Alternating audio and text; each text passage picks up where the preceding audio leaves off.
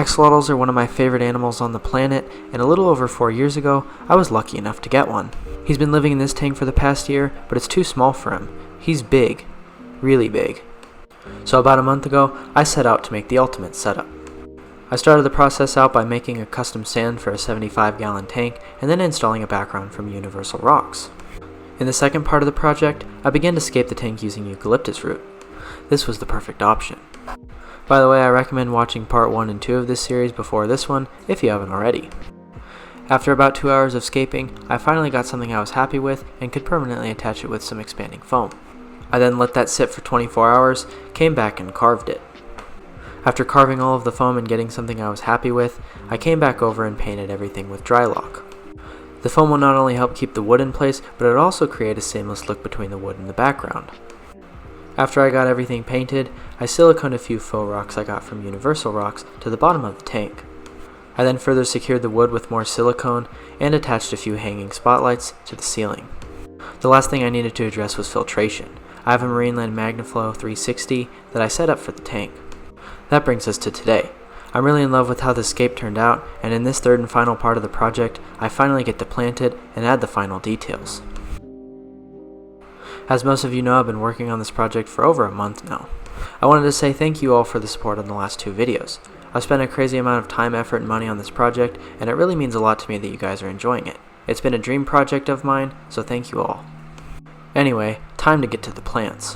I have a large variety of size, textures, and colors here. As I usually do when I plant a setup, I start by removing all the plants from their pots and breaking up the roots from the soil.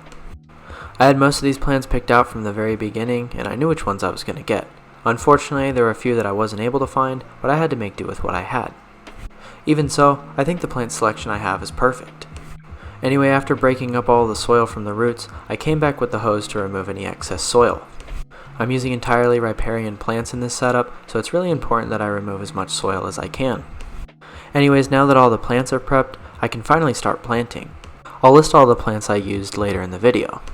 I debated on whether or not to add the plants or the substrate first, and I eventually decided to add the plants first. The reason for this is that if there was any loose debris that got onto the bottom of the tank, I could easily clean it up before adding the substrate. If I would have done it after, it would have been all over the substrate, and it would have been a lot harder to clean up. This did end up happening, and I'm really glad that I decided to add the substrate later. I did clean the plants off outside, however there are a few loose roots in some of the plants. Like I said, I'm using entirely riparian plants, starting with a few monsteras in the back. As another background plant, I have a peace lily. Starting with some of the mid-ground plants, I have 2 Chinese evergreens. I also have a couple calatheas. Besides a few smaller plants, the last one I have is a golden pothos. For substrate, I have some Carob Sea Supernatural Sunset Gold. I cut open both bags and poured equal amounts into each bucket. After that, I filled up both buckets to remove of dust and debris. I do this with all of my substrate, but some need it more than others. I filled the water to about 2 inches above the substrate and then poured it out. The water was nowhere near clear by the 5th time of doing this, so I had to rinse and repeat, no pun intended.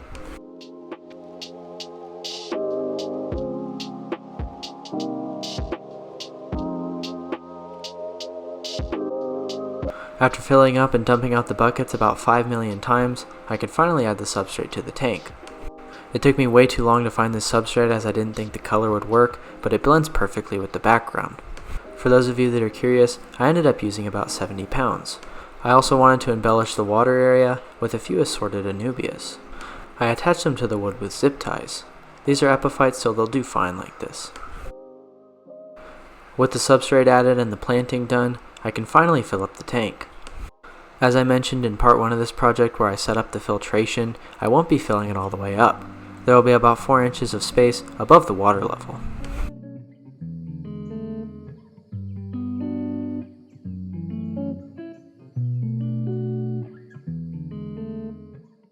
After filling up the tank for what seemed like hours, I added some water hyacinth as a final detail.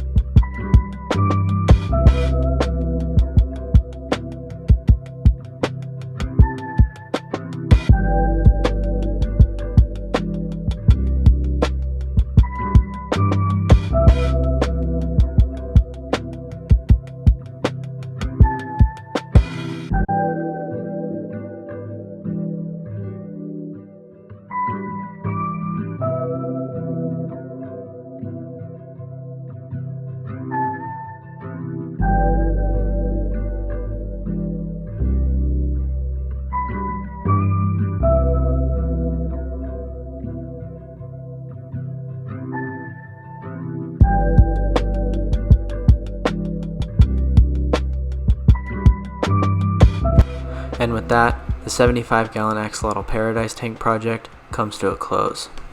As I look back on my work, I'm extremely thankful to have had the opportunity to build something like this. As I mentioned earlier, it's been a dream of mine to set something like this up for my axolotl, so this is a dream come true. I not only love this setup, but I'm deeply captivated by it. From the peaceful flow of water to the ripples of sunlight on the substrate, this is by a mile my favorite tank I've ever set up.